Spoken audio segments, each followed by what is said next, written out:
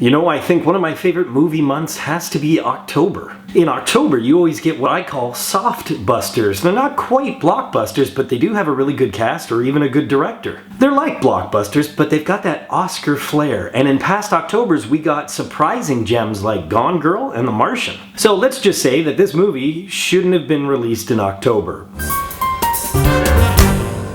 Since Gone Girl was my favorite film of 2014, I couldn't wait to see The Girl on the Train because I got the same kind of vibe from the trailer. Both are based off a best-selling novel. Both center around the disappearance of a tiny doe-eyed blonde beauty, and both feature take no prisoners and no garbage female detectives. So why is it that the strongest connection is the fact that they both have girl in the title? I will stop comparing the two films because that is unfair to The Girl on the Train.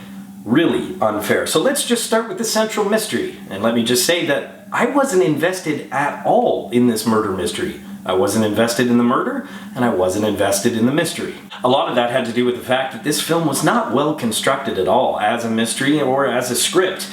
In a mystery, they played their cards way too quickly, and in fact, even with an hour left in the movie, you had this whodunit narrowed down to, yeah, they did it. Seriously, there were only 4 suspects in the entire film. That's it. So go ahead and pick one. Your odds are pretty good. The most disappointing aspect, an aspect that I will discuss ad nauseum, was the writing. Overall was just very poorly done.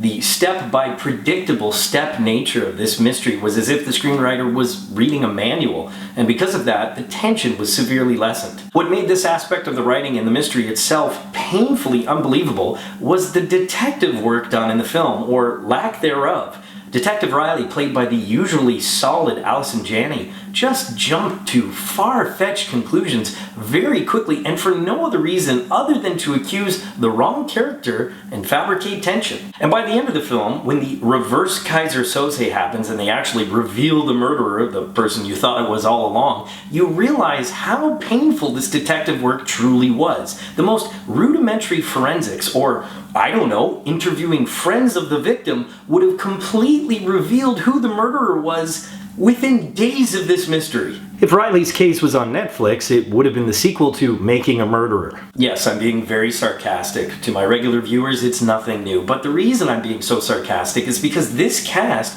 is relatively unknown. Aside from Emily Blunt, of course, who does an amazing job as the tortured title Girl on the Train. But with the rest of the cast, they're not exactly household names. The reason I address this is because this seemingly unknown cast had an opportunity to truly engross you in the character that they're portraying. You don't see former characters that they played before, you see the character that they're playing in this film. They had a chance to engross you and make you care. Go ahead, choose whether or not I cared. Once again, I like your odds. So let's do a quick recap. The structure was weak, there were holes in the plot, and you can add meh acting to that as well. Because aside from Emily Blunt's performance, the rest of the actors seemed like they were making a made-for-TV movie, not even a soft buster. Could the actors have done better with a better script? Well, perhaps. Their characters were a little ham-fisted, a little hackneyed, especially, as I mentioned before, the great reveal of who the true murderer was. I felt so strongly that I had seen a melodramatic murderer like this before. I swear I was watching the spawn of Patrick Bergin.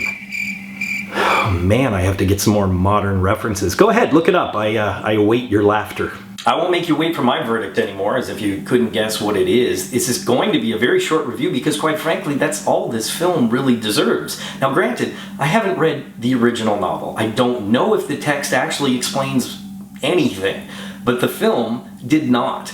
Parts of it were even dull. The suspension of disbelief was too unbelievable, and the plot holes were big enough to drive a train through. Choo-choo!